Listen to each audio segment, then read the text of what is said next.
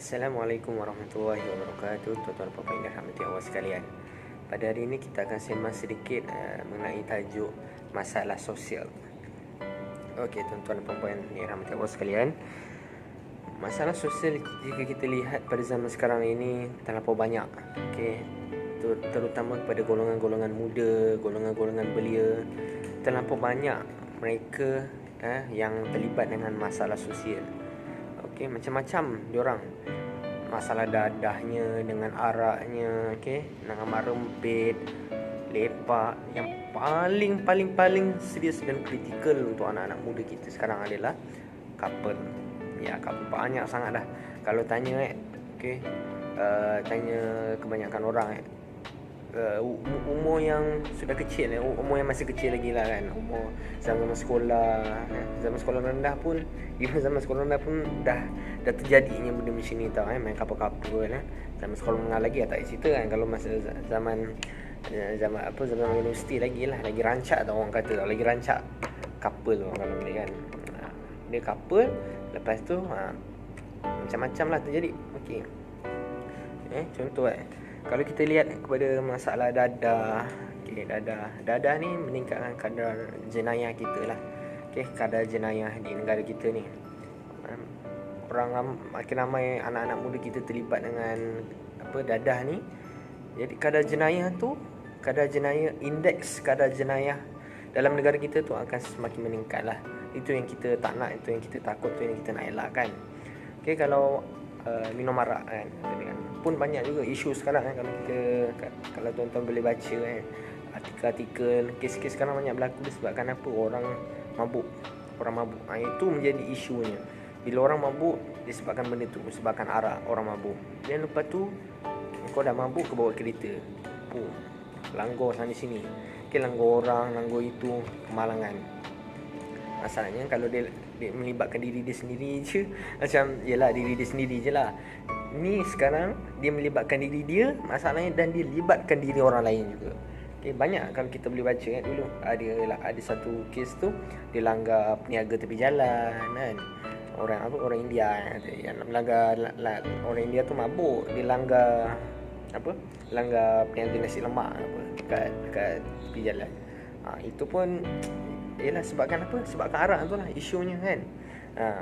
Mak rempit meningkatkan apa? Kadar kemalangan, indeks kemalangan di negara kita meningkat. Okey. Jadi automatik bila ramai mak rempit ni kan, macam jenis yang social life dia tinggi, tak ada apa orang panggil macam yalah. Jadi bila macam tak ada benda nak buat, membazir masa, jadi mak rempit kan. Jadi automatik orang luar akan lihat kepada kita ni adalah bangsa yang mundur. Kerana apa? Anak-anak muda ni boleh buang masa tengah-tengah malam buat benda yang tak berfaedah. Macam tu pergaulan bebas kan. Pergaulan bebas, lepas tu kau rempit, membazirkan itu ini macam-macam lah, minta duit macam-macam ni kan. Lepak macam biasalah, dia memang buang masa kan, buat benda yang tak berfaedah. Lepak yang biasa dengan lepak yang dia ada beza kat situ kan. Dan juga couple ni paling tu saya cakap ni paling kritikal tuan-tuan Sebabkan couple boleh terjadi macam-macam, jadi cabul, zina, benda-benda tu semua boleh terjadi bermulanya daripada couple. Okey, dulu korang bangga aku dah ada makwa, dah ada girlfriend, makwa aku lawa lah apalah kan. Kau buat apa?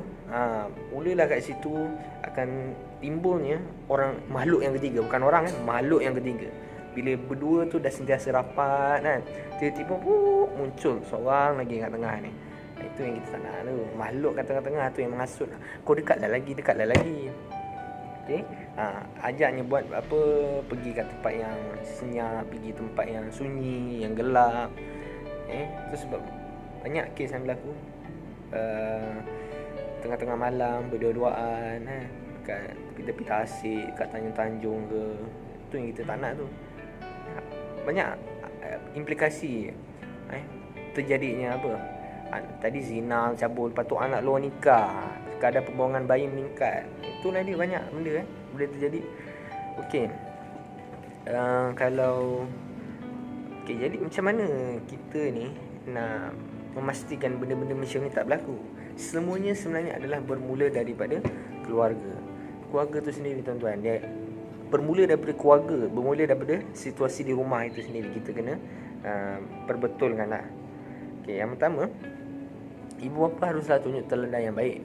Macam biasalah, ibu bapa kena tunjuklah sifat berkasih sayang, tolak ansur, kebahagiaan. Itu semua ibu bapa kena tunjukkan kepada anak-anak mereka. Baru diorang tahu, mereka pun akan berasa mereka akan berasa disayangi oleh ibu bapa mereka sendiri. Okey. Yang keduanya adalah bapa memainkan peranan. Sebagai ketua keluarga ni, ayah kita bapa wajib didik anak isteri kita, memberikan didikan yang sepatutnya lah, didikan agama, didikan sebagainya. Ibu bapa tu sendiri penting. Okey.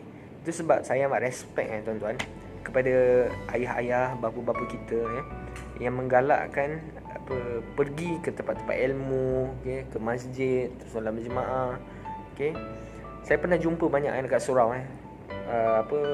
setiap hari untuk solat subuh berjemaah, seorang ayah dia akan menghantar anaknya sekolah.